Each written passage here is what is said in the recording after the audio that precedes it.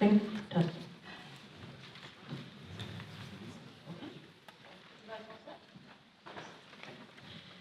My name is Carol Morris, and I'm Vice President of DKA, the Democrats of the Kennebunks and Arundel, and I'd like to welcome everybody here on behalf of DKA, representing over 17,000 voters. So we're excited to have a full house tonight. This is amazing. But before we start, I want to introduce the local and York County candidates who are running for the Maine legislature. And we would ask those candidates who are here tonight stand, and also that you folks hold your applause until afterwards. So, running for the Maine House, Representative Tracy Geer is running for re-election in House District 134. Tracy is working in Augusta, so could not be with us tonight. Rachel Phipps is running in a primary race for House District 135, a seat currently occupied by Dan Sayre. Thanks, Rachel. Lisa Pratt is also running in the primary for House District 135. Lisa has a select board meeting tonight and could not join us. And Kristen Watson is running for House District 140, and Kristen is here tonight. Running for the Maine Senate, current Senator Henry Ingwerson is running for re-election to Senate District 32. Representative Dan Sayre, hold your applause, folks, is running for Senate District 34, and Mark Vigliata is running for Senate District 33. Thank you all so much for your hard work.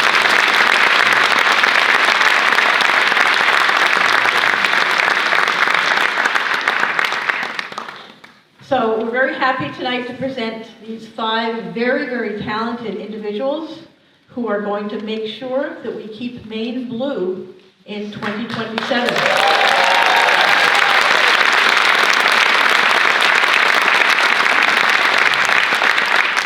So we have here Shenna Bellows, Troy Jackson, Angus King, Hannah Pingree, and Nirav Shaw.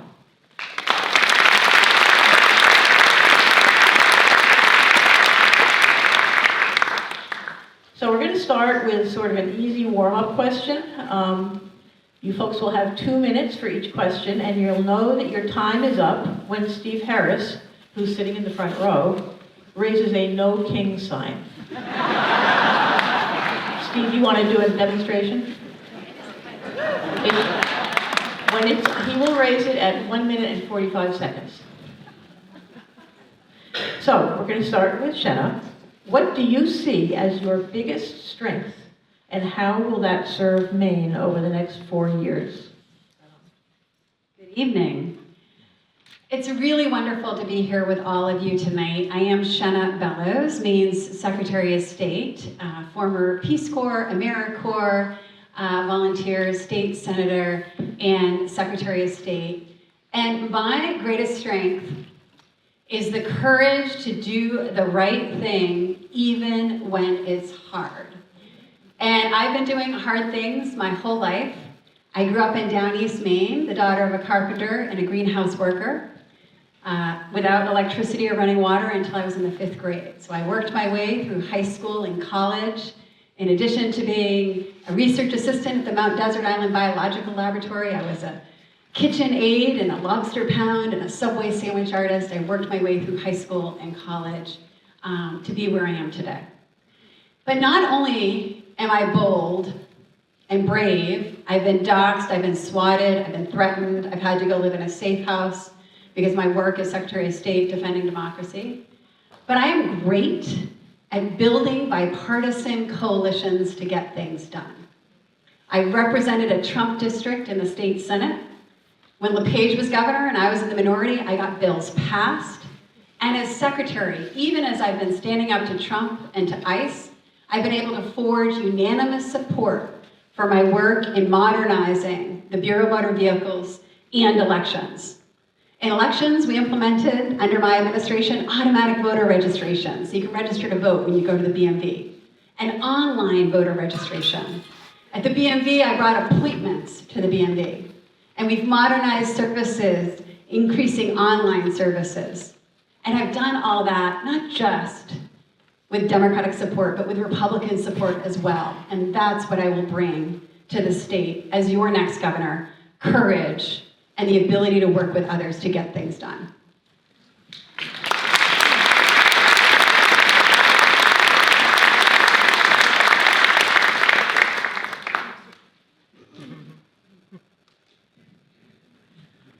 Good evening, brothers and sisters.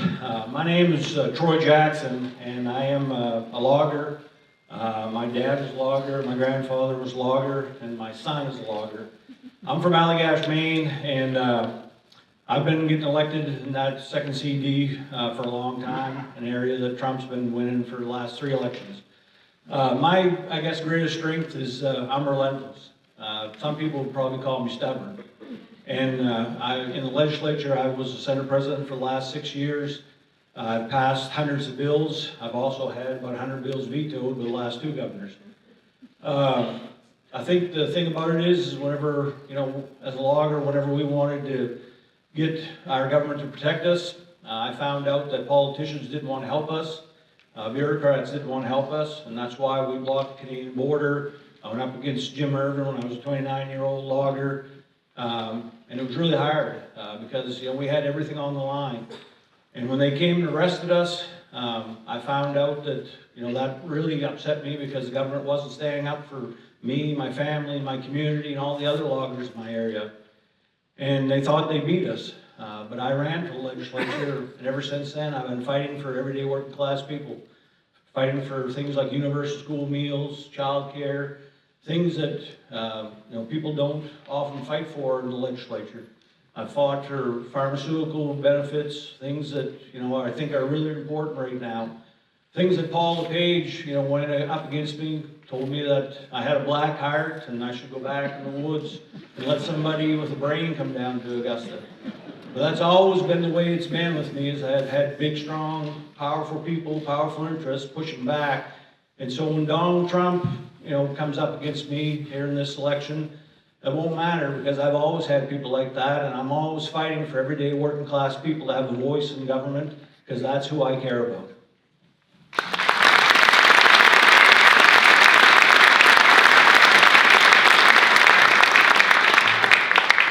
We live in times that can feel pretty dark, and we have a president who seems to revel in creating that darkness. And I think he wants us all to despair in that darkness and believe that it can't get any better. But that's not me. And as I look around the faces in this room and across the state at the strength and the can-do community spirit that's across our state, I know that that's not us either. When I had an idea to build a renewable energy company inside a gas utility, a lot of people thought that was a little crazy. But I decided that I was going to believe in what we could do, not in what people said we couldn't do. And so we built a digester in Clinton, Maine that's turning cow manure from thousands of cows into clean energy for thousands of people. That's a great outcome for Maine, but it's just one story. It's just one story. There are hundreds more like it across our state of communities coming together to do good things. The very essence of Maine. And so yes, we have some challenges and some fears that seem really big right now, and the fight seems really big, but I know with every fiber in my body that we can accomplish big things. That's why I'm running for governor, and that's why I hope you'll join me. Thanks very much.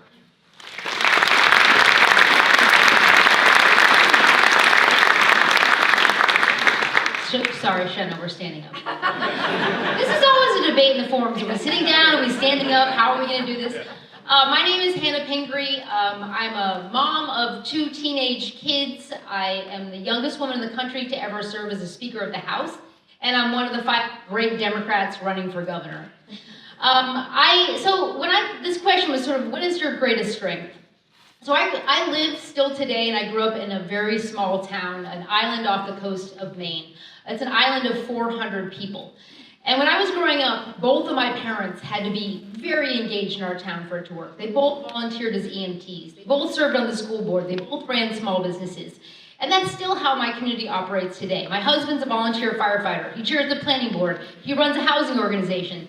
So in my town, if you are sick or your house is burning down, you literally are relying on your neighbors to come and save you.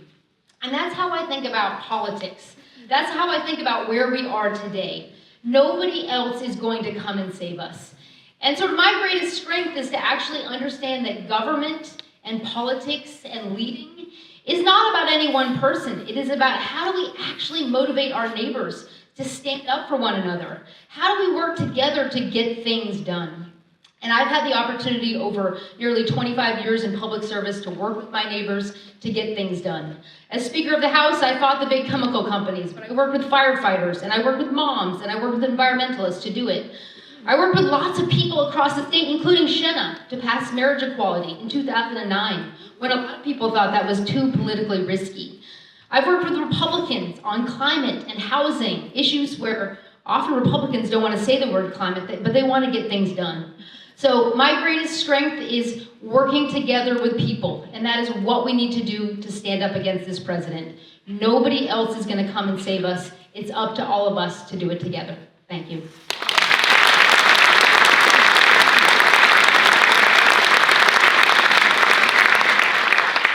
Good evening, everyone. My name is Nirav Shaw, and I am honored to be running for governor. I want to thank the Democrats of Kennebunk and Arundel for bringing us together this evening. Now, as to the question, as to my greatest strength, well, one of the things that I think is unique about Maine is the way in which, when we all come together and identify a problem, we can make inroads in ways that other states could not even dream of. And we've done that before in times of crisis. Which brings me to what I think of as one of my strengths and what I can bring to the table. And that is a track record of running toward problems and attacking them, making tough decisions, and then communicating about that. You all have seen me in action doing that in a time of darkness and stress. And that's the same approach that I would bring to being the next governor. In one particular area that I know affects just about everyone in the state in every corner of the state, and that is with respect to healthcare. I don't know about any of you all, but if you've tried to get an appointment with your primary care physician, let alone a specialist in the past months, years, it's next to impossible. Our healthcare system in Maine, it has been in jeopardy, and now because of the Trump administration, is in a full-out crisis. Primary care is crumbling, maternity care centers across the state are closing, long-term care facilities are continuing to be under stress, and consolidation means that the big players are getting bigger and the smaller players are getting squeezed. Who ultimately pays the price for all of that? It's us. And so I come at these issues from the perspective not of an ideologue, but as a problem solver. That's the skill set that I think is critical right now for how we think about healthcare.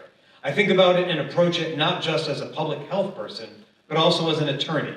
Because it's not just important to know the right thing to do, it's just as critical to know the right way to do it. And that's what the next governor is going to need to face, and I'm excited and honored to be able to take on that challenge. Thank you all.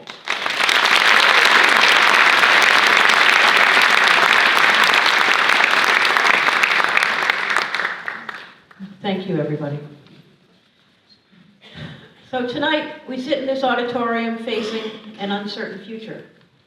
In the next 4+ years, we don't know how different Maine will look, how different the politics will be, or what will happen at the federal level. Over the past 10 tumultuous years, Maine has done an incredible job holding things together. But what's next? So tonight, we'd like to hear from you guys about how you see things being done differently at the state level. We want to understand how innovative you can be in the face of uncertainty and how you can make Maine a more secure, safe, and prosperous place for everybody. We know that all of you are good. We want to know how you can be great. No pressure, no pressure. So our next question is on population growth, and Troy is going to be up first on this one. So Maine's population hit a record high with more than 1.4 million people last year. And much of the population increase is due to people moving to Maine from other states because we know we're not having very many babies. But the good news is that all these people moving into state, not all of them are retirees, which is a change. And Maine actually ranked highest in New England and 7th nationally in in migration last year. So, question, what will you do as governor to take advantage of this trend? Sure. Well, I think, to a lot of your question, I mean, I think we did keep it together, but I think there's so much more that we should be doing in this state.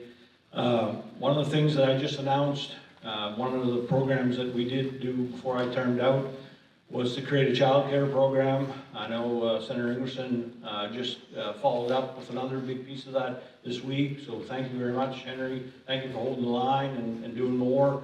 But I announced that I want to create free universal health child care for anyone under 125% of the median income. That would be a family of 4 that's making $140,000 or less. Anyone over that would only pay 7%. For me, that's not only something I feel very strongly about that we need to do for families here in Maine, but I think that's actually an attraction program to bring young families to Maine. You know, hearing from business owners that need workers to come to Maine, I think that's a big part of it.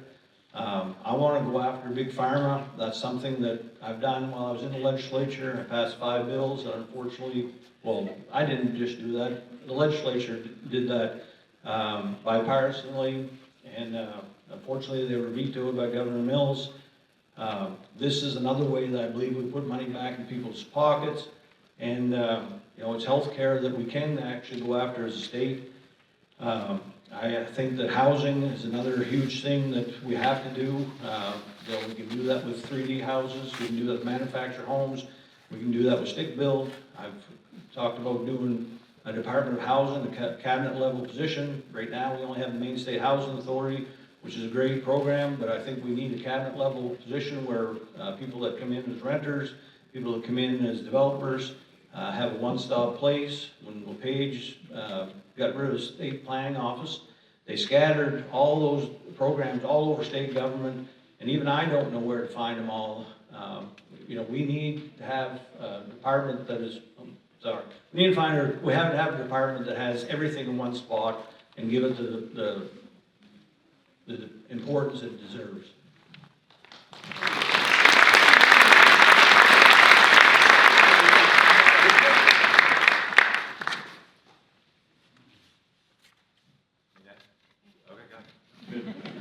Sorry about that. Just to be clear, that sign, it's a lowercase, no kings, right?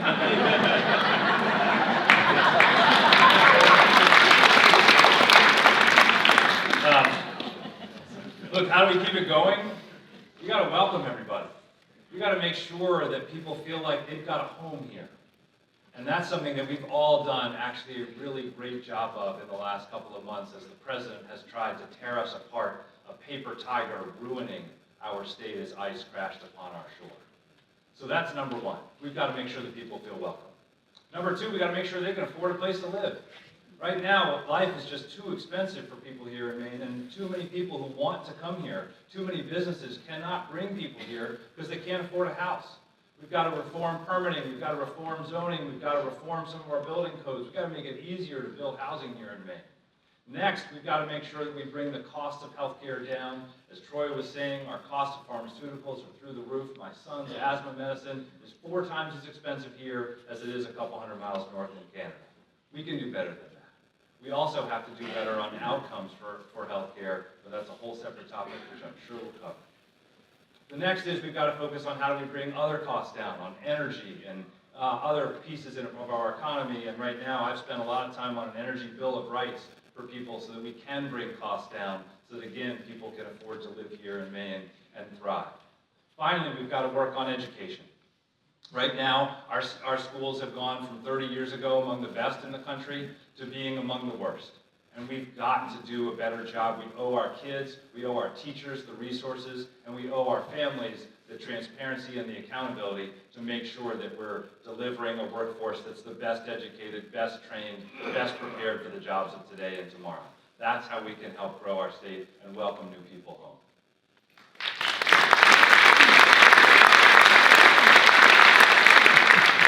It's a great question, and this is actually good news. So when I was a young legislator, actually now almost 25 years ago, young people were leaving the state in very high numbers. Now the good news is that young people want to stay. They actually just can't find housing. So we as a state need to do everything we can to retain young families, as well as aging Mainers.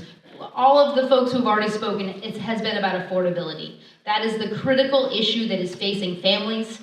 Housing, childcare, the cost of property taxes, those are the challenges that we're facing. So I've had the opportunity actually over the last almost 7 years to work in the Mills administration, and I got to run an office called the Governor's Office of Policy, Innovation, and the Future. And it was actually all about how do we bring people together to solve the critical challenges, but especially that face our state's future. So we did the work, like we put out the report on housing, that we need 84,000 housing units by 2030, just to keep pace with the workforce needs that our state has. So obviously that is a huge, huge challenge that the next governor needs to take some big steps to make happen. I can't describe my whole plan in the less than 2 minutes I have left, but you can check it out at hannahforgovernor.com. We put out a plan about how we build housing units, how we retain units so they're not bought up by private equity, how do we train the workforce that can help build those housing units. So that's one of the big things that we have to do to help keep families here. One of the things my office also helped launch was something called the Office of New Americans. So we know over the course of the last almost 10 years that many new immigrants have arrived in our state. And what do they want? A better life for their family. They want to be a part of our workforce. So our office took the first steps to help them get better and more quickly integrated into our workforce. So as Angus just said, we need to be a welcoming state. We need to be a state that's affordable for families. This is critical to our economic future, and it's an issue in which the next governor needs to continue to tackle. How do we retain people and make Maine a state that is affordable and welcoming for everyone?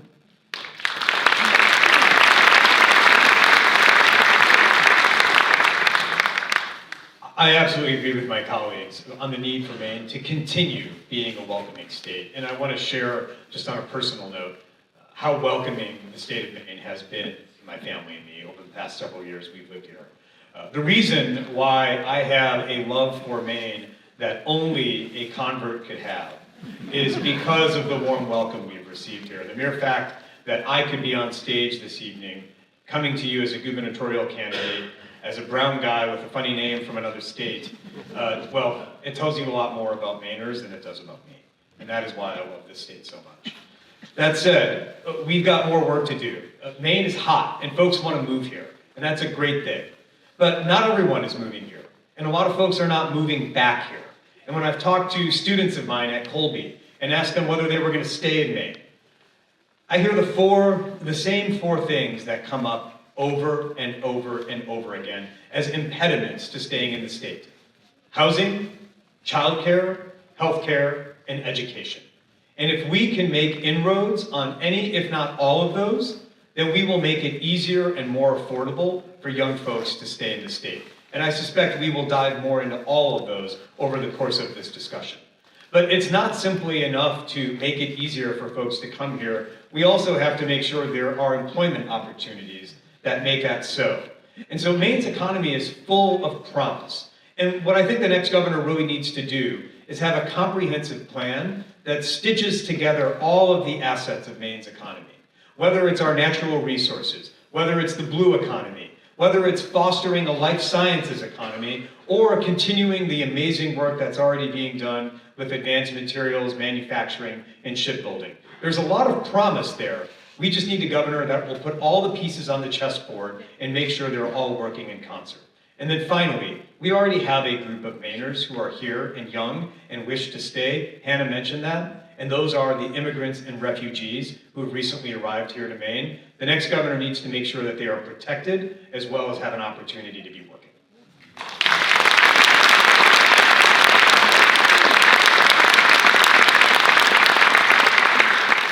So there are some really good ideas on this stage, so I have good news for you. I will invite everyone to be in the leadership of my next administration.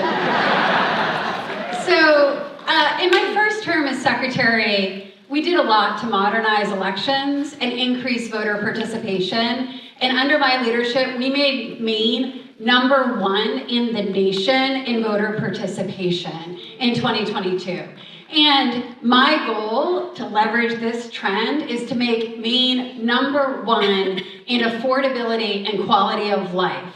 Not #7 in immigration, but #1, the #1 destination for the state. And to do that, I recently rolled out an economic New Deal for Maine, grounded in the principles of Francis Perkins, the idea of practical possibilities for the future. And the key components of that are housing affordability. I'm calling for a moratorium on property taxes for resident Mainers paid for by increasing the property taxes of non-residents, given that 1 in 6 Maine homes is a vacation home. I'm calling for a dramatic investment in first-time home buyer programs for young Mainers who are buying their first homes. In electricity and energy, I'm calling for a cap on the energy rates of CMP and Versant to 6%, and calling for streamlining permitting and procurement for clean energy to invest in our state. I just met with Startup Maine, with entrepreneurs who made Maine their home and are trying to grow the Maine economy. My Maine New Deal calls for a Maine Transformation Fund to provide easy access to capital for startup small businesses, which are the backbone of our economy and will make Maine grow. I'm calling for universal health care, and if New Mexico can do universal childcare and pre-K, so can Maine. I'm calling for that too. And paying for it with a millionaire's tax of 4% on taxable income of $1 million or over. So that's my economic New Deal for Maine. Check it out at bellowsformaine.com. And honestly, there are a lot of good ideas on this stage because there's a lot of talent in the Democratic Party. We should have a lot of optimism for 2026.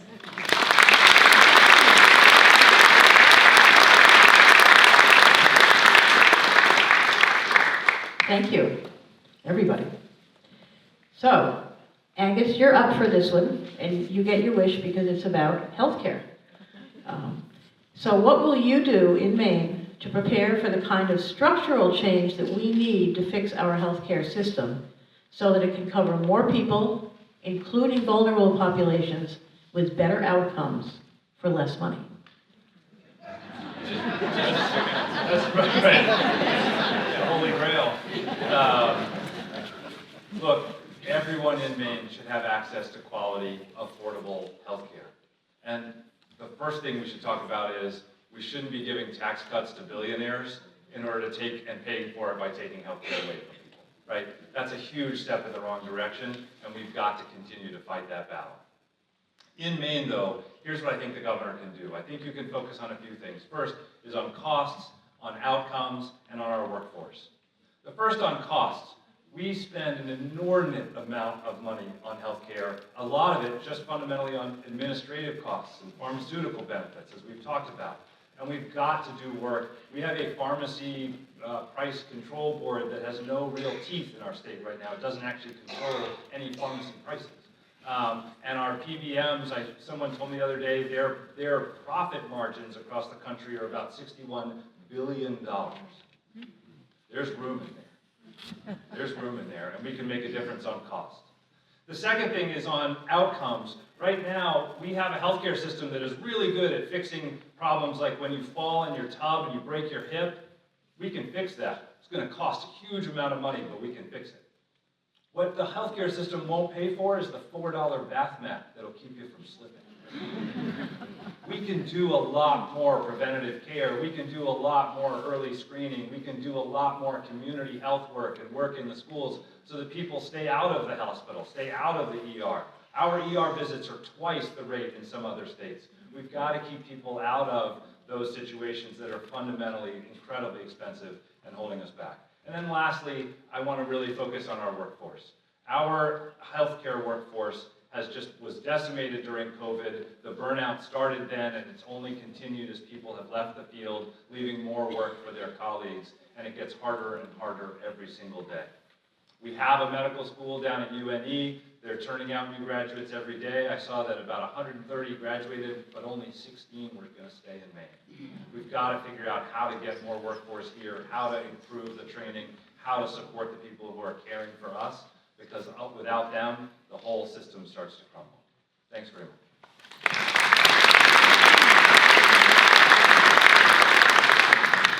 Nirav kicked it off talking about healthcare. Is anybody in this room really happy with the American healthcare system? I'm looking for hands. I think you all know the stats. America spends more on healthcare, a greater percentage of our GDP than any other country in the world, and yet we have much worse health outcomes. And we feel the pain here in the state of Maine. At the federal level, I am absolutely in favor of a universal health care system. I would like to see that happen in the state of Maine. A single payer, Medicare for all system would make a very big difference. It would make people's lives easier. It would help us grow our economy. But what can the governor do? So as governor, I have put out a health care plan. Again, you can check out the gory details at hannahforgovernor.com, but it seeks to address the kinds of challenges we are facing right now. What Donald Trump has delivered up for the state of Maine with his cuts to the Affordable Care Act and the health care subsidies, with his cuts to Medicaid and Medicare, it's going to make the job of the next governor very, very difficult. So I have proposed a health care plan that starts out talking about how do we afford coverage, especially for those who are losing it? How do we ensure we can access health care, especially in our rural communities? And how do we help ensure that our communities can keep us healthier? So one of the parts of that plan is that I have proposed a public option for Maine's insurance market. Right now, for those families, individuals, and small businesses who are losing access through the market, they need another option. My family is among them. We saw our premiums go up by 3 times this year.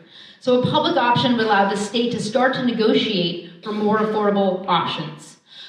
We've also proposed huge increases in primary care. We know that Mainers need somebody who actually cares about their health. Again, whether it's a doctor, a nurse practitioner, or a community health worker. So we need investments in primary care, maternity care, reproductive health care.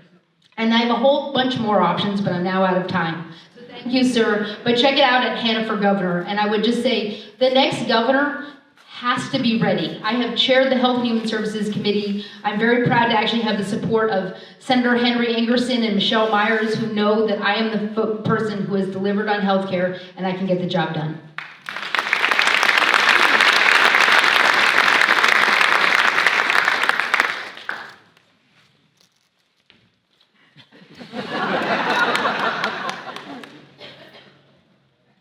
The big, beautiful budget bill of last summer was one of the most morally reprehensible bills that has found its way through Congress, but specifically with respect to healthcare.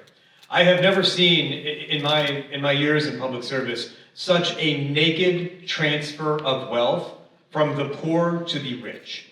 Roughly $800 billion in tax cuts and roughly $800 billion in cuts to Medicaid.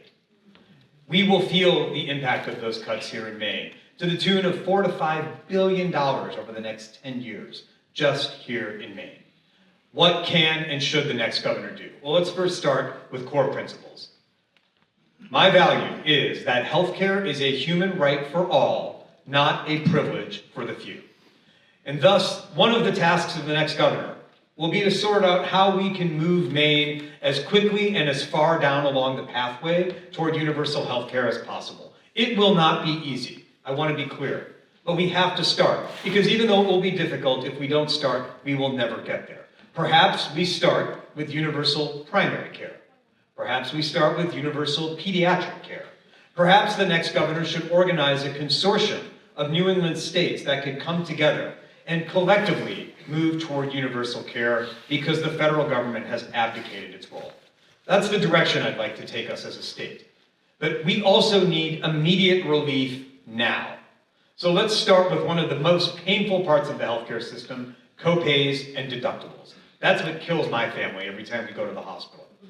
What I have proposed is a cap on the copays and deductibles that any one family could experience in any given year as a percentage of their total household income. That's something we could do quickly and immediately to provide immediate relief. The second area that we need to focus on is our workforce. The healthcare workforce in Maine has been decimated, and one of the reasons there are not more healthcare workers in Maine is that there are not enough spots to train in. For healthcare workers of all types, where you do your clinical training is often where you stay. And so what I've also proposed is additional funding for hospitals to train more people so they can stay in Maine. Thank you.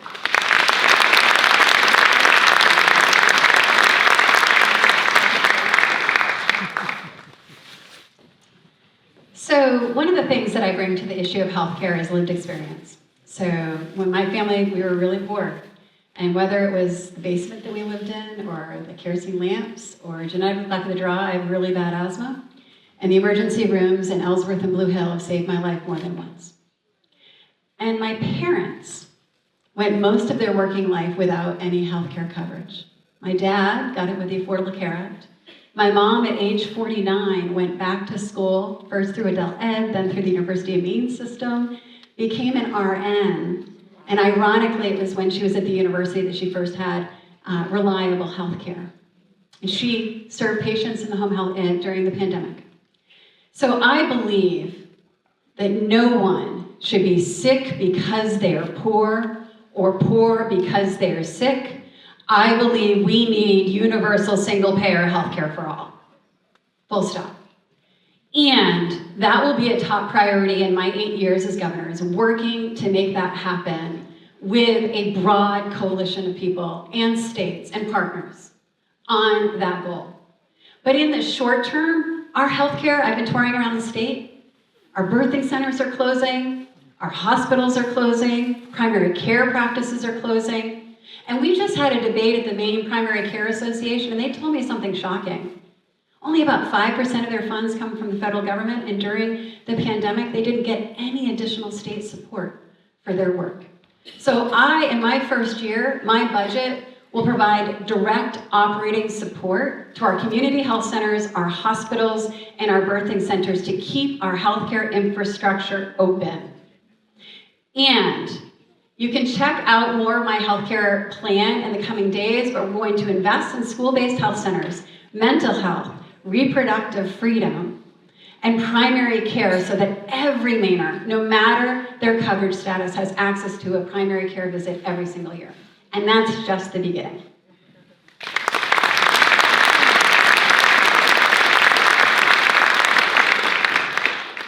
So, as a logger, most of us in the logging industry don't have health insurance because Canadian loggers obviously have national health care. And in my area, it's very clear that they have health care, they have prescription drugs. And for me, this is a huge issue. It's part of the reason why I ran for the legislature to begin with. And I've known a lot of people that have lost their lives because they didn't have quality, affordable health care. And you know, people are talking about their plans and stuff, and I appreciate that. But most of these things I've actually done while I was in the legislature. I've passed a number of bills for prescription drug coverage. I've passed bills for prescription drug board. I've passed bills for affordable health care boards. I've taken on a big pharma. I've gone to do insulin bills. I mean, these are all things that I've taken on because the greed of this industry is something that I can't take. It's something that drives me every day of the week. You know, it's why the national nurses have endorsed my campaign. It's why Bernie Sanders endorsed my campaign. They, again, coming back to that original question, I mean, this is why I'm relentless. I can't stand the fact that everyday people in this country are being left behind by the greed of big pharma, big healthcare industry. And this is one of the reasons why I'm running for this race, is so that you'll have a governor that is going to, every day of the week, figure out a way to take these people on and make sure that health care is something that everyone in this state and everyone in this country is going to have. And I am going to make sure that the state of Maine is something that people look at and say, look what Maine is doing, because we have to be able to break down what's going on in Washington. And it's not going to happen there unless states like Maine actually lead the way. And we're gonna lead the way when I'm governor, because this is something that I feel so strongly about, that I haven't wasted, I've spent my whole life trying to make this happen. And I'm gonna happen because governors have blocked me every damn time, and I'm tired of it, but I'm not gonna be tired of it when I'm governor.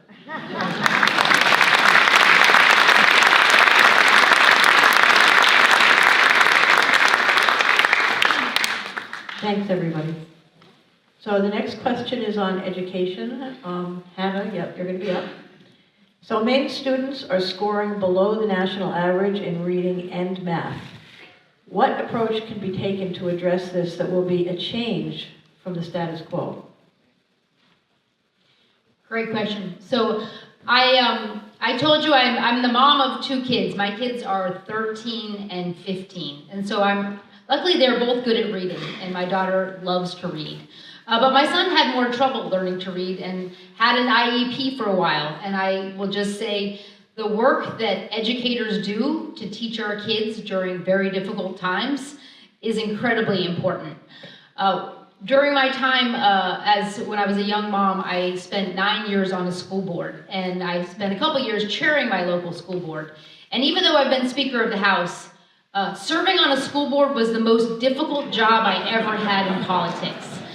Because people care so much about their kids, and it's so important that we get it right. And so these national statistics about where we are with reading and math, they should not be acceptable to any of us. I'm sure they're not acceptable to any of us on this stage. And the next governor has to really tackle, how do we partner with teachers and school districts to ensure that schools have the resources, to ensure that every kid is reading at grade level, especially by that important 3rd and 4th grade, but they are prepared for a world that is going to be very, very different. You all know, I didn't grow up with a cell phone. My kids now have their cell phones in schools. They're growing up with AI. And so there's a whole world that is going to be very different for our kids. And schools and teachers need to do more to help prepare them, but they need support to do that. So I have, like many folks probably on the stage, I think our teachers deserve to be paid more. They need a minimum teacher salary of $50,000. We need to partner with school districts. I've seen the up and down of curriculum. We have a lot of fads, but we actually need to provide teachers with the actual curriculum that we know can work. We need to tackle the student engagement crisis. A lot of kids right now are feeling distracted. We need to take cell phones out of classrooms. We need more school-based health centers and mental health support for kids. And we need all of us as a whole society to understand just how important it is that Maine, the 12 or 13,000 kids we graduate every year, every single one of them needs to be ready for the future that is coming. So my time is up, but this is a big one.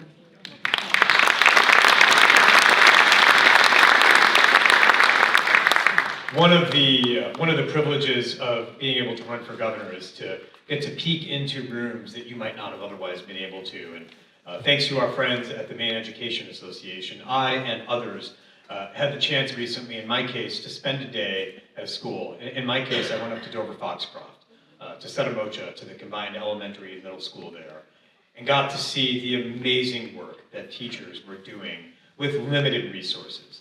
And it gave me a real bird's eye view, not into just the challenges, but the opportunities as well.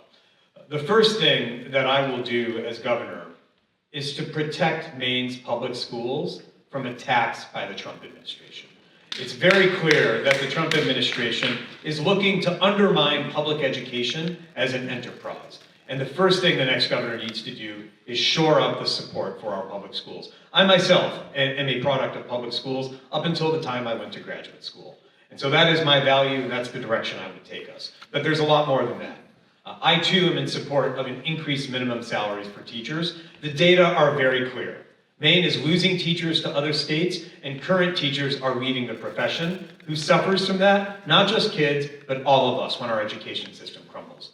The third thing that is remarkable about our education system is the physical infrastructure. And by remarkable, I mean remarkable in a not so great way.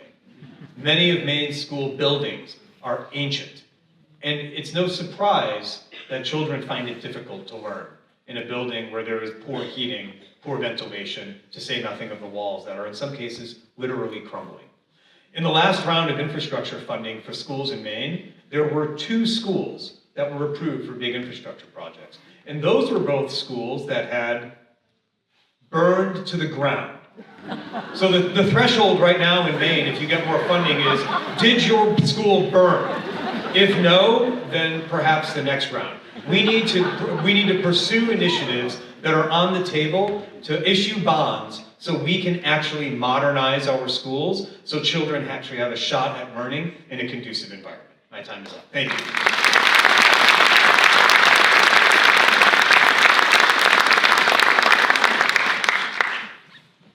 All of the above. No, but seriously, when I was in Stonington for a day in our shoes, shadowing teachers from K through high school, I got confirmation about something that I had heard in talking to a grandfather in Western Maine. He said his daughter, who was a teacher, and his son-in-law, who were a carpenter, were having to use the food pantry to get groceries. And when I was shadowing teachers, I heard the same thing. And that is unacceptable. And that is why we all agree we need to increase teacher pay. But I also heard in that school that teachers are paying for their own resources in science classrooms, in kindergarten classrooms, in every classroom. There aren't available funds for enrichment in the classroom because the state isn't paying its fair share. Now, the legislature recently took a second look at the funding formula. I think we need to go bigger. We are paying for education with the most regressive taxation structure in our state. And we saw over 20 school districts reject their school budgets because people are struggling so much with property taxes. That's why I think we need a blue ribbon commission to look at school funding. We need to step up when it comes to funding special education and English language learning, those education costs that can completely disrupt a budget. And we need to invest in school-based health centers and mental health services because the kids are not okay post-pandemic. And we need to make sure that we continue the good work that Troy and I started when I was in the Senate.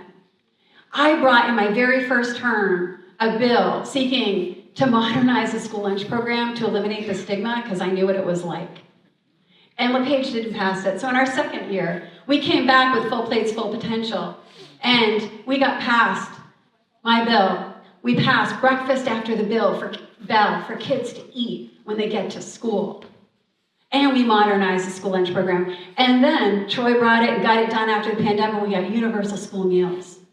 So we got to feed our kids. We got to take care of our kids. We got to pay our teachers. We need to make sure they have resources. But it starts with rethinking how we fund our schools in Maine. Thank you.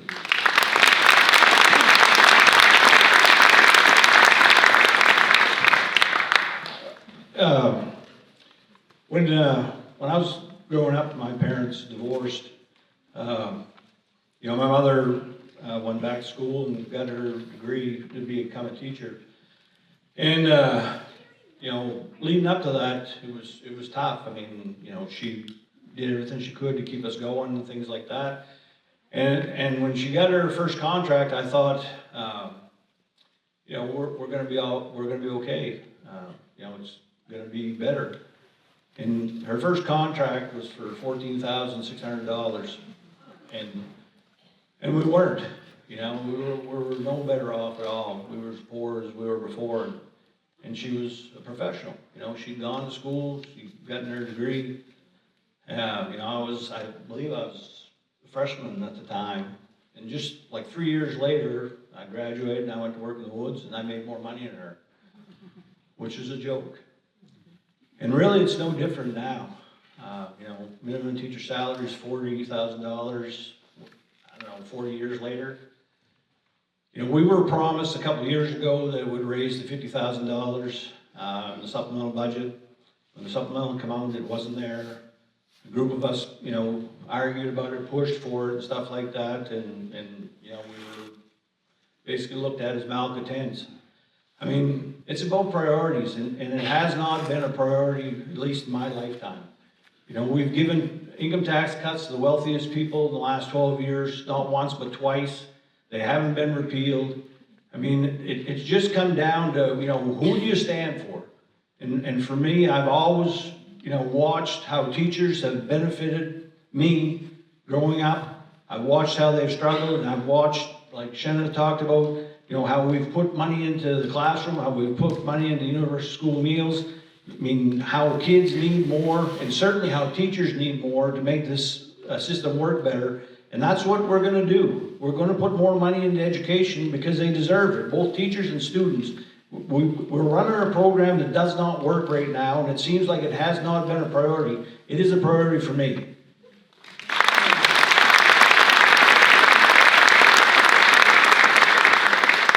I'm going to pick up where Troy left off. It is absolutely unacceptable, and it is absolutely a huge priority.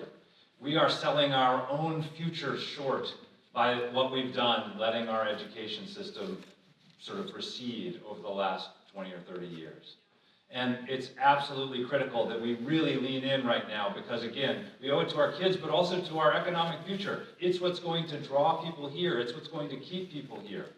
So here's what I would do. I would start with what we can do for kids. And really, there are three things. One is we start with pre-K. Too many children are arriving in kindergarten not ready for school.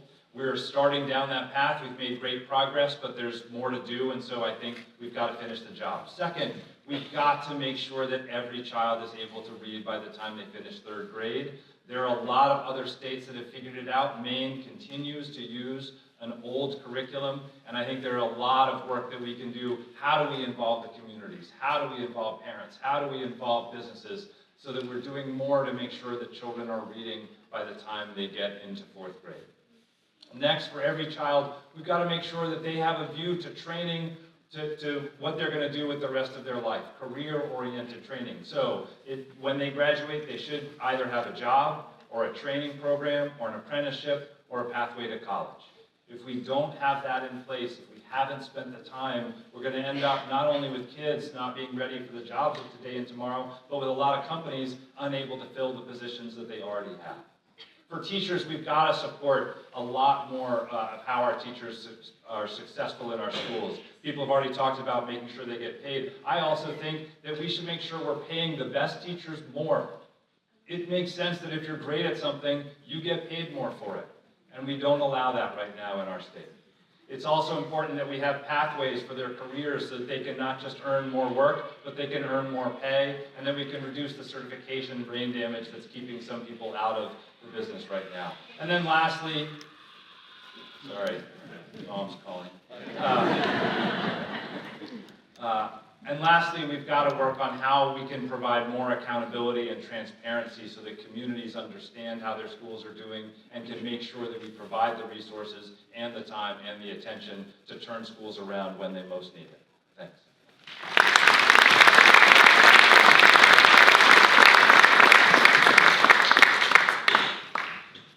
Okay, the next question is on funding. Nirav, you're up. Many politicians run for office promising big improvements, which often cost money.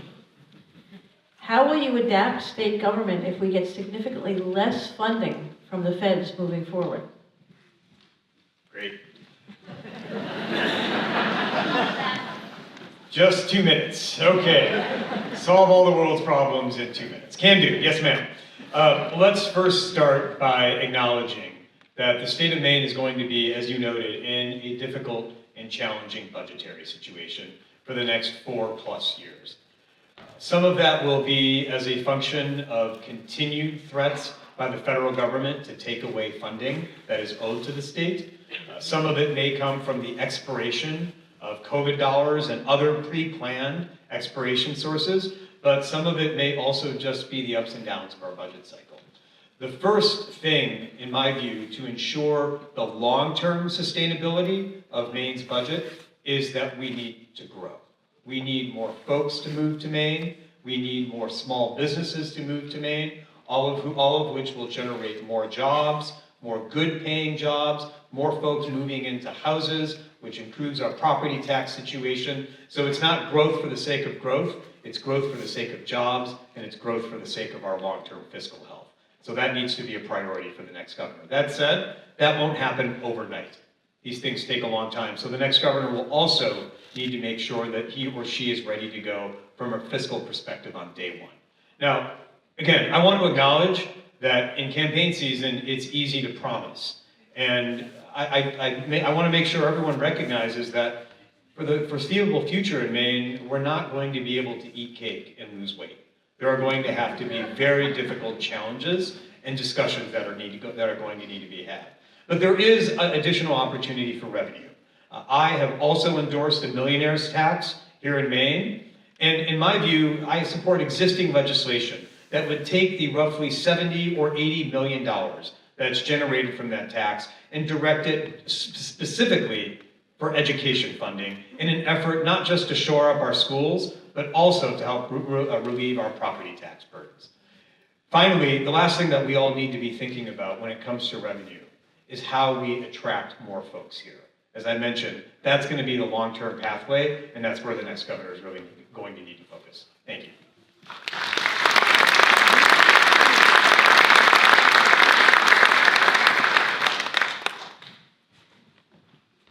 So this is an area where I have unique experience. I've been balancing budgets as a professional for a long time. As the CEO of nonprofits like the ACLU of Maine, the Holocaust and Human Rights Center, as an interim CEO to turn around a struggling nonprofit called Learning Works. As a state senator, I've worked on numerous budgets, including in the state shutdown. I've seen what not to do when LePage was governor. And as Secretary of State, I've had to balance my budget. And at the risk of sounding like a Republican, I think we need to cut red tape and make government more efficient. And I have done that as secretary. I have modernized the Bureau of Motor Vehicles, electronic lien entitling for the car dealers. For the car insurance industry, we moved from paper and fax to electronic transmittals. For the realtors, we did remote and online notarization.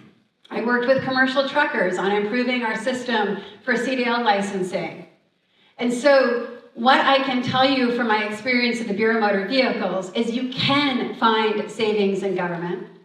You've got to work with everyone. 2 weeks ago, I got a unanimous vote in the Transportation Committee for my BMV modernization efforts. And that is not easy to do, especially when I had just told ICE that they couldn't have undercover license plates because we don't have secret police in a democracy. So thank you. So we are moving into hard times. I propose to modernize by creating a one-stop shop for businesses, for example. Businesses currently have to file with Maine Revenue, corporations, which I run, with the Department of Labor, and sometimes with numerous other departments. So I'm suggesting a single portal for the businesses to share their information with us, and then on the back end, we send it where it needs to go. That's just one example of modernizing government that I will do as governor to help us save money and balance our budget and spend it on what we need to spend it on, which is education and healthcare.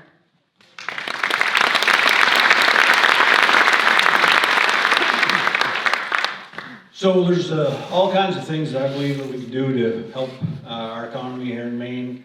Sponsored by American Build Maine legislation a number of times.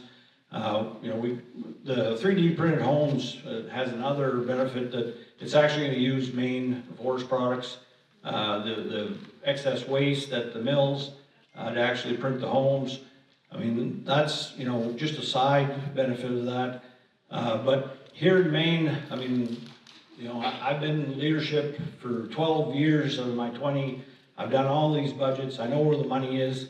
And there's so many different ways that we can attract other business. I've done tax incentives to bring IDEX, expand IDEX over in Westbrook, bring McCrum potato processing up to Washburn. We can do that. We create the jobs that we want here in Maine to create those jobs. And there's all kinds of opportunity to do that. But what I really want to talk about, though, is that we've, again, given those income tax cuts that I believe that we ought to take back and get that revenue back so that we can invest in Maine.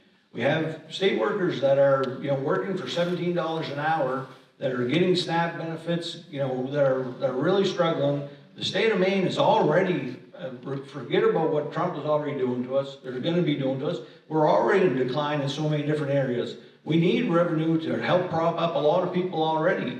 And I think that putting money back in people's pockets with the child care and higher revenues is actually going to help expand our economy. With people that are struggling right now, we're not getting the benefits of this state, getting the economy. I mean, people talk about how the Democrats are challenged. Go across the second CD and see how many people are really struggling across there with what's going on, even before Trump did everything to our economy. It was already bad. He's making it worse. What we need to do is invest in people across this state, and I know that I can do that with the policies that I want to bring to the table.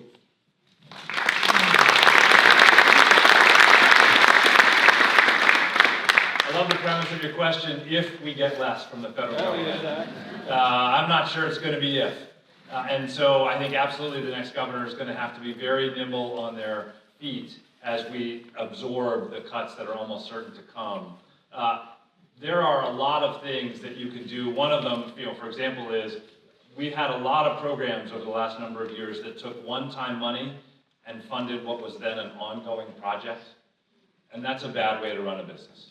Right? I've spent my life building companies, building jobs, creating clean energy, creating housing, creating teams that get things done, and I can tell you that is no way to run a railroad. But I can also tell you that there's a lot of improvement we can do here in Maine. First of all, as some people have said, we can definitely reduce red tape. In Maine, there was a survey last summer that said that we were the #2 state in the country for quality of life. That tells you that the survey was wrong. Clearly, we're first. But it also said that we were 45th in business friendliness. And if you don't have more businesses growing, you don't have new jobs, you don't have more revenue, you don't have more taxes. You need to make sure that our economy is running as well as it possibly can, and it isn't right now. But there are a lot of opportunities, as I said, in government. We can be more efficient. Right? Last year, we had approximately $7 billion worth of projects waiting on a permit. We can do better than that. That's a lot of jobs. That's a lot of people who need the jobs, who need the work, who are ultimately then going to earn a paycheck and pay taxes to then afford the things that everyone's been talking about. So I think it's really important that we're very thoughtful, and I agree with the question. I've tried to be pretty careful about what I'm promising on the campaign trail, other than making sure that you're not going to drop a cell phone call from Portland to Augusta. That feels like we should be able to accomplish. But otherwise, I think we're going to be very careful, because I do think that the cuts are going to come, not if, it's going to be when, and we're going to have to be prepared to be reactive and responsive when they do.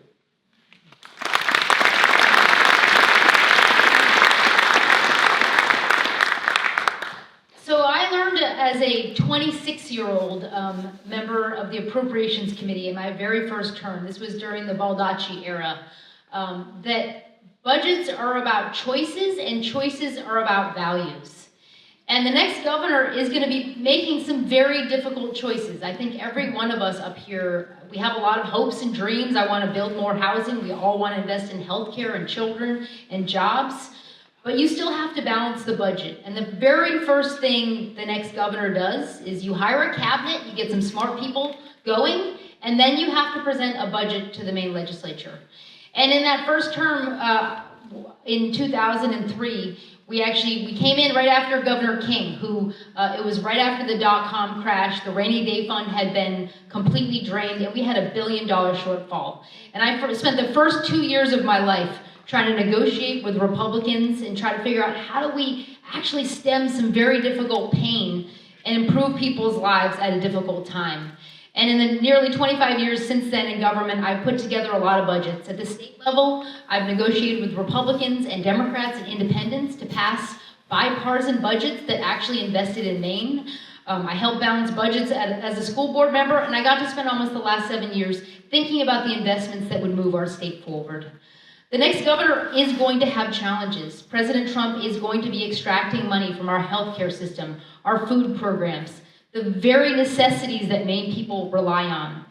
So I think they're going to be forced, the next governor is going to be forced to think about how do we think about progressive taxation? How do we ask the wealthy to pay more and understand that moderate and low-income Mainers cannot afford to pay more. We can't afford higher property taxes. We do need to think about how do we tax folks who visit here in the summertime, who own second homes. And those are some of the things that we're gonna have to be forced to face just to think about how do we continue to invest in our economy. And all the folks up here have talked about growing our economy. Our economy actually had been moving in the right direction until President Trump took office. Continuing to grow our economy, grow businesses, ensure that taxpayers stay in the state of Maine, that is critical to making everything else possible. So this is gonna be the first challenge of the next governor. It's not going to be easy, but I'm ready to get the job done.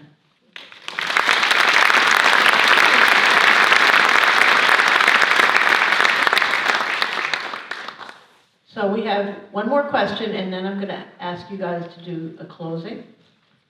Next question, Shenna, we'll start. Prepped. It's on climate change. The Trump administration's antipathy towards climate change is well known. This has already hurt Maine's wind energy sector and more. What can be done to stop us from falling behind on our climate goals? So when I was a kid, even though we were poor, my dad ran for the select board and helped open the town's first recycling center. And my mom ran for planning board to save a bald eagle's nest.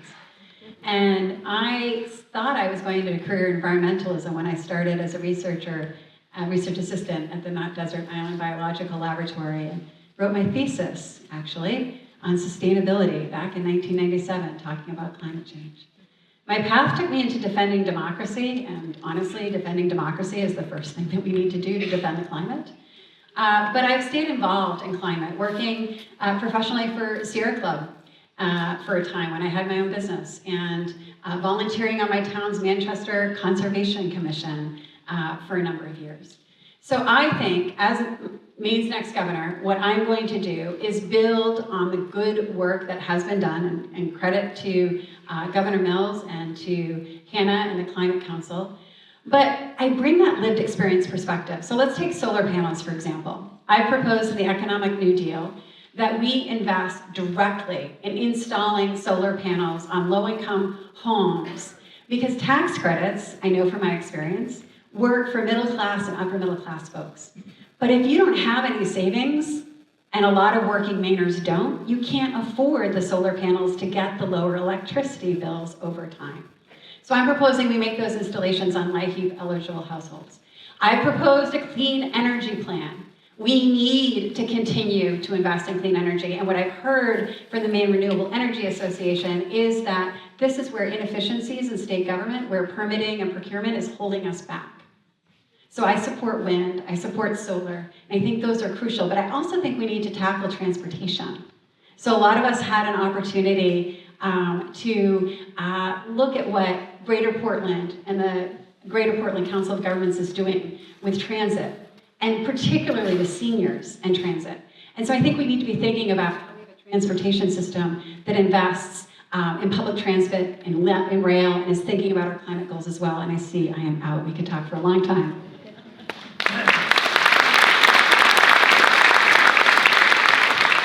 Yeah, it's a hard question to answer in 2 minutes, but clearly, offshore wind was how we were going to get there. At the same time, I was hopeful to do the Northern Maine transmission line because there's a lot of wind in Northern Maine that blows at night and blows in the wintertime, and it's some of the cheapest wind energy you could get. What I found, though, was that in this whole debate, we have to make sure that we bring people in that feel like they're being left off the discussion. Like with the offshore wind, it was my belief that there was a lot of people that wanted to put windmills right in the middle of LMA1, which was fishing territory for lobster industry. Obviously, well, for me, I didn't want that to happen. I felt that we could go further out. So I brought the fishing industry in, myself and Senator Lawrence, brought the fishing industry in, brought the environmental community in, and brought the labor community in, and we actually came up with a plan to hold the windmills outside on LMA1, and the state would pay for the additional cost of pushing them out there. And Bowen agreed to that with their leases. Now, obviously, Trump has ruined that, but the roadmap is there when Trump is gone. But now, we actually have the diversity transmission line that is, the RFP's out, and there's a debate about that. Should we let other states buy into that, or should the state of Maine buy all that energy, keep all that energy and sell it to those other states? I think the state of Maine should take all that energy and sell it to other states. I think it's time for us to actually, help ourselves lower our energy costs. Those other states are actually going to pay for it, and I think it's our time. I also want to say that in my area, the landowners are spraying glyphosate all over North Maine woods.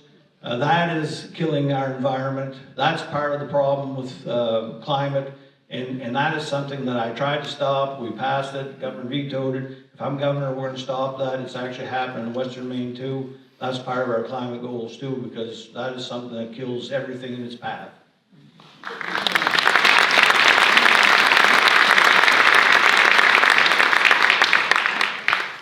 I haven't spent a lot of time writing climate policy, but I have spent a lot of time building climate projects.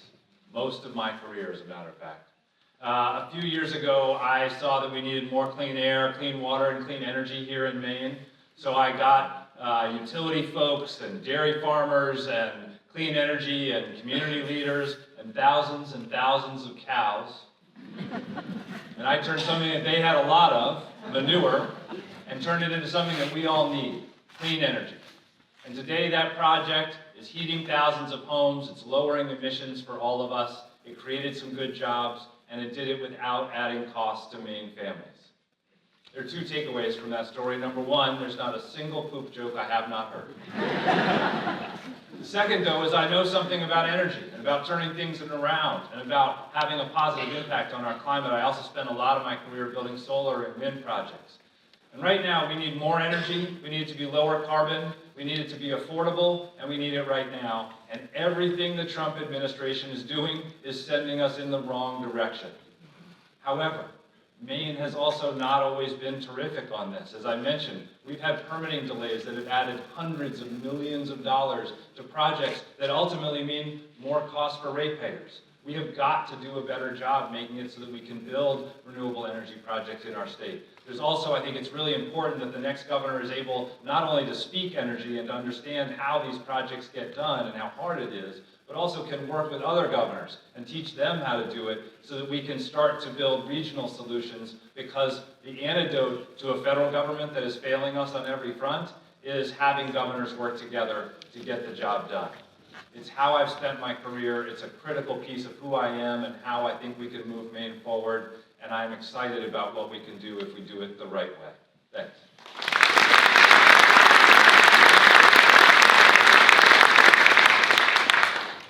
Climate, I believe, is an existential challenge that has showed up already here in the state of Maine. Everybody knows it, but it is going to be one of the greatest challenges for our state's future. I live on an offshore island. My neighbors are fishermen.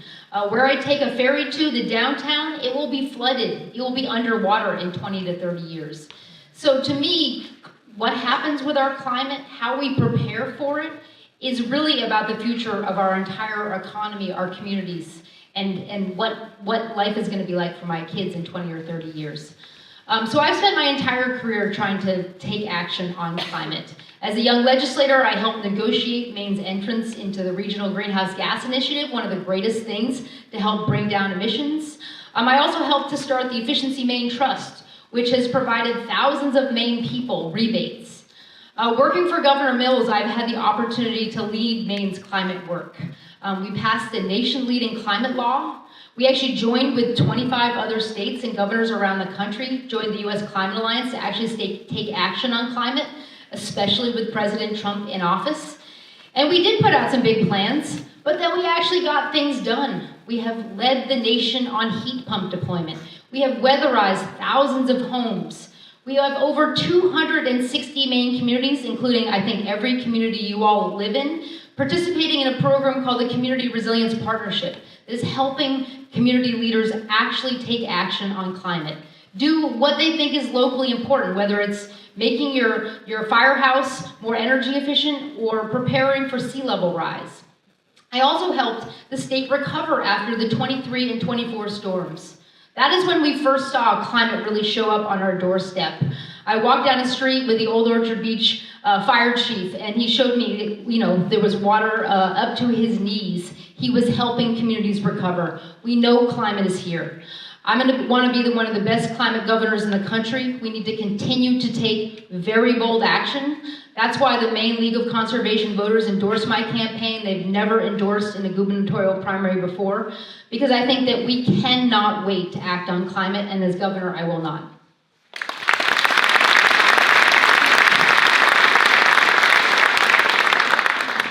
Being ready for the health implications of climate change was a major focus of my work, both at the Maine CDC and at the US CDC. We've already seen it.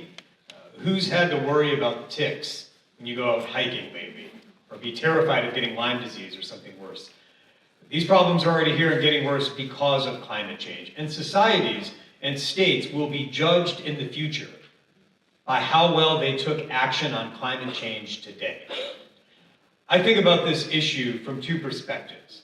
The first is making sure we are protecting the environment from us, but then also making sure that we are protecting ourselves from the environment. Now, the first one is about conservation. It's about continuing Maine's nation-leading trends with respect to climate change, but then figuring out what we can do to strengthen it even more.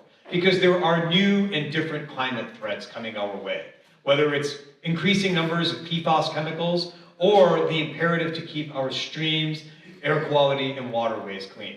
Now let's take stock of where we are. It was already a challenge, but because of Donald Trump, we now have an environmental protection agency that does not believe in environmental protection. And recently, the Trump administration rescinded its own authority to regulate greenhouse gases. What does this mean? It will be governors and the state governments that they lead where our health, our safety, and our environment are protected, and that will be one of my top jobs as the next governor. Now, it's also about making sure that we are protected from the environment. And this comes down to crisis response. Making sure that we have a governor who is ready and comfortable in a crisis. Whether that crisis is climate related or, heaven forbid, even something worse like another mass violence event. A large part of my career has consisted in leading large organizations, often in times of crisis, making tough decisions, holding people accountable, and then communicating about them with you all. And that's the skill set I will bring as your next governor.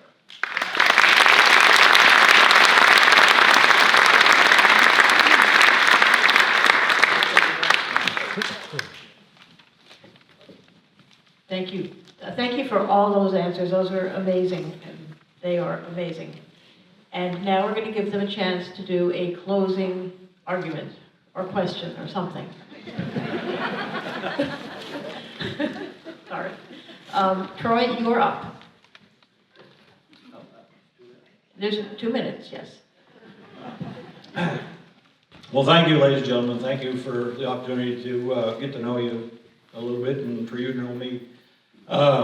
Like I said at the beginning, I'm from Allagash, and I talked about the second CD, but when I announced May 19th, I actually came down and announced in Kittery because I wanted people to be very clear that I'm running for the entire state, and that's a big deal for me. When I was a Senate president, I worked very hard to represent the entire state. I put in a bunch of bills that was to try and help the entire state because when I represented Aroostook County, everything that I was able to do to help Aroostook County, the only way I got any help was because Southern Maine legislators were willing to help me do that. And I understand that. I mean, the only way that we get further as a state is by doing that together. And it really does bother me, this idea of two Maines, because I really don't see that. I see one Maine, people working together. And this campaign for me, I mean, I've been a long time in the legislature and I know that, but it's about upending the status quo. I was Senate president and I know that's the, second highest position in state government. But every day I was there, same as today, I'm frustrated as hell. It's not working for us. It really isn't.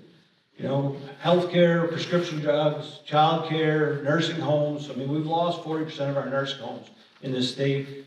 Property taxes, housing, reproductive rights. I mean, there's so many things that I see as wrong. And look, Donald Trump is the absolute worst thing in this world. But it wasn't. But for many, many people across the state, it was bad before he got elected. And we have to realize that they were challenged, before that. And that's a big part of this campaign is we have to change the system. We just heard Dr. Shaw talk about PFAS, and I agree. And I fought to change that. But I just told you about how we're spraying glyphosate in northern Maine and western Maine. And I can't get the department to test deer and animals about glyphosate in there. And why? Because the status quo doesn't want us to know that it is in our animals. Because once they know, means that they're going to have a problem. And that is the way Maine government works, is the people with money and influence control the second floor. And that's why I'm running for the second floor, because they can't control me.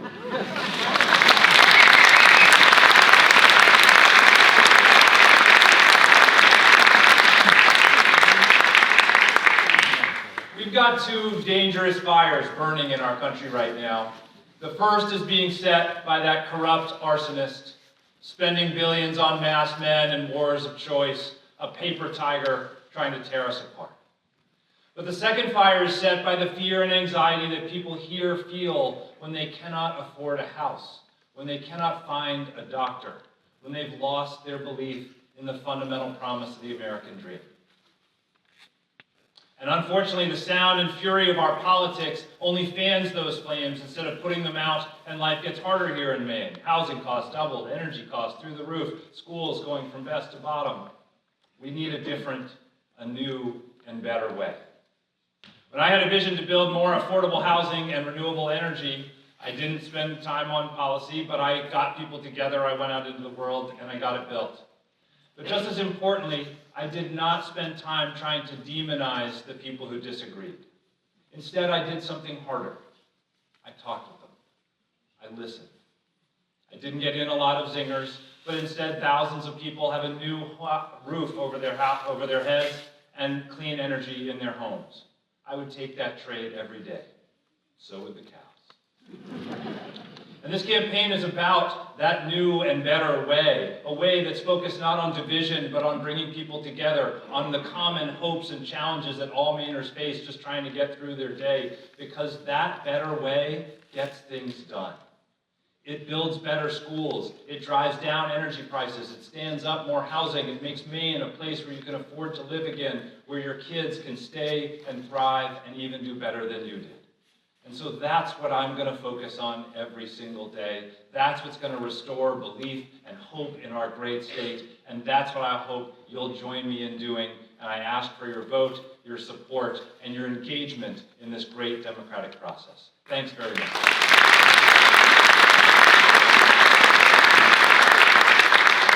You've almost made it to the end. Thank you.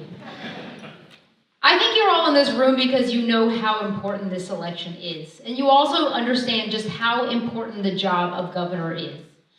When I first thought about running for governor, I thought about the issues like housing and healthcare and our kids' education system. That drove me to think about running for governor. But in the intervening time, I think you all understand that governors are literally on the front lines of protecting our democracy. Governors are the ones who we expect to stand up for our voting rights, our reproductive rights, the rights of LGBT Mainers, the rights of immigrants. We are literally the ones who are going to be on the front lines to keep our democracy afloat. So I take that responsibility of running very, very seriously.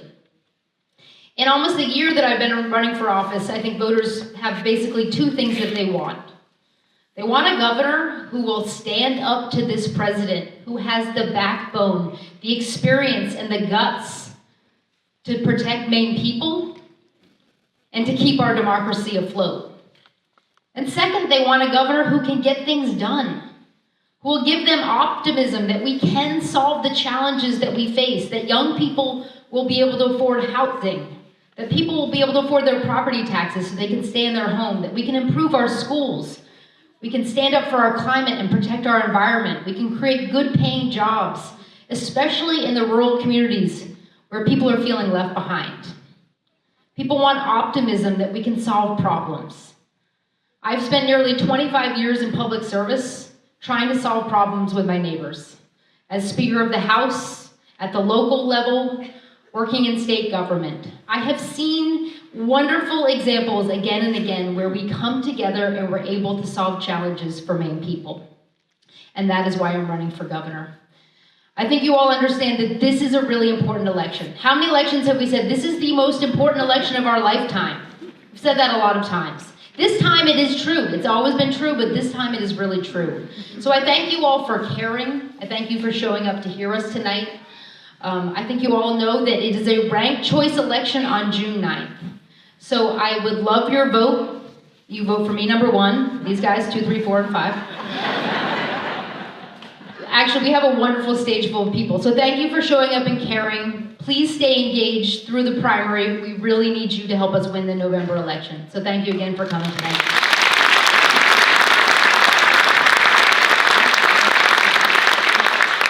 I would also like to thank everyone for coming out tonight and engaging in your democracy, for playing a part in our system. The system doesn't work unless you all come out and evaluate us and are informed, and I thank you and commend you for doing so. Let's take stock of where we are both as a state and as a country. Housing, unattainable. Healthcare, inaccessible. Childcare, unaffordable. Hungry children, unconscionable. And all of this, unacceptable. And compounded by the fact that we have a federal government and a Trump administration that treats all of this like a war of memes, with the incivility that is not befitting of any higher authority or higher elected leader. And yet, this is the environment we are in every single day. Now, I recognize that in moments like this, it is easy to despair.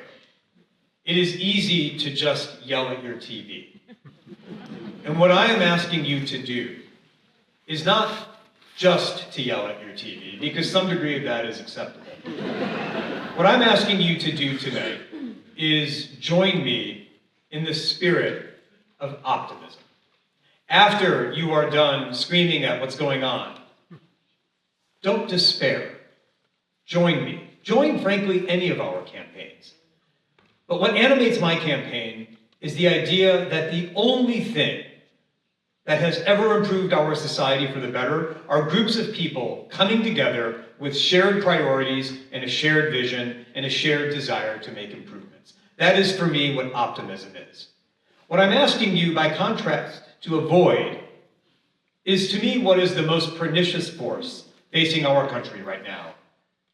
Cynicism. The idea that no matter what is happening, there is nothing that we can do to make it better. I reject that, and tonight I am asking you to reject that, and instead join me in the spirit of optimism. That is the only way, and it is the only thing that has ever made any of our societies better. That is what we will do as governor, and that is why I'm excited to be your candidate. Thank you.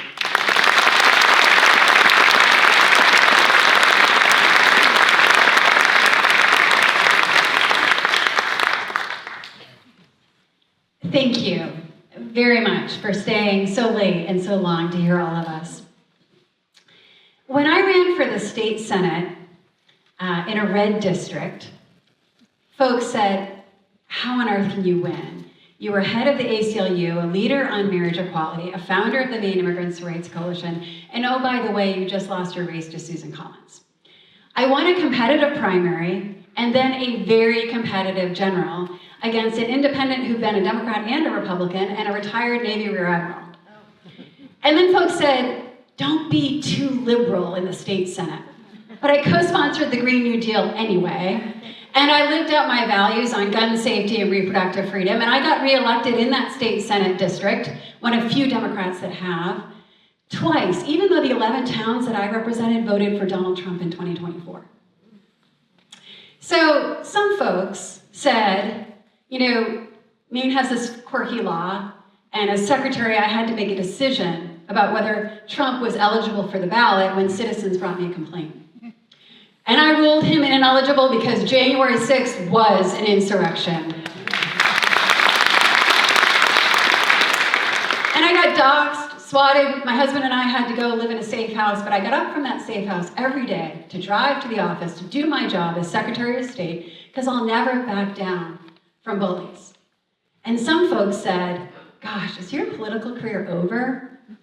How will independents and moderates ever vote for you again? Well, I wasn't sure.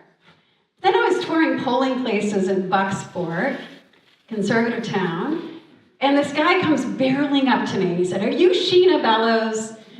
And I was like, yeah, even though it's Shenna Bellows, bellowsforme.com, don't forget it. I was like, yeah. He said, I hear you on the radio all the time. I was like, yeah, I do a lot of conservative talk radio because you gotta talk to people where they're at. He said, you and Donald Trump are my favorite politicians. True story. And I was like, oh. And he said, I don't always agree with you, but you always say what you mean. That's what you'll get as me as governor, someone who has been both, who's led on ranked choice voting, so you're welcome. You can vote for all of us. Who's led on a lot of the tough fights in this state and gotten things done. Who's defending democracy right now, who got death threats a few weeks ago, standing up to protect your voter data, and as your next governor, I'll stand up to fight to protect our state and move our state forward. Thank you very much.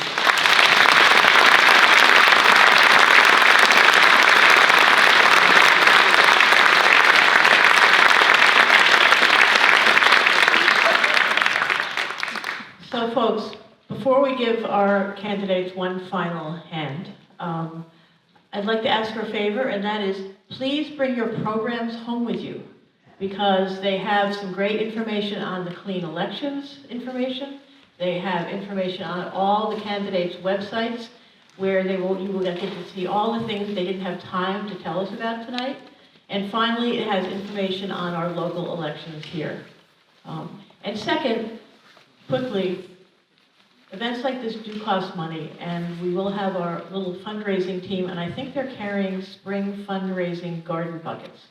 So if you can, please help out. And let's have one hand for this amazing group of people.